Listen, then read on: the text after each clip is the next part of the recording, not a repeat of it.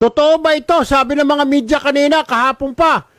Sabi ng PBOX daw, possibility, big possibility na tamaan tayo ng magnitude 8 na lindol or higher. Can you explain, Doctor? Yes. Kasi Director, kasi nakaka-nervous ito eh. Tama po kayo. There is always this possibility na magkaroon ng magnitude 8.1 dito sa may Philippine Trench. Naku. Hindi lamang dito sa may Philippine Trench, meron din sa Manila Trench. Yung sa Manila Trench naman, magnitude 8.3. And hindi na po bago sa atin yan kasi noong 1976, meron tayong magnitude 8.1 naman sa Cotabato Trench. And in fact, August 17, 1976, and 8,000 people died.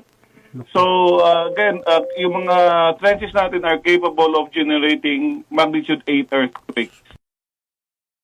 Totoo ba ito? Sabi ng mga media kanina, kahapon pa. Sabi ng PBOX daw, possibility, big possibility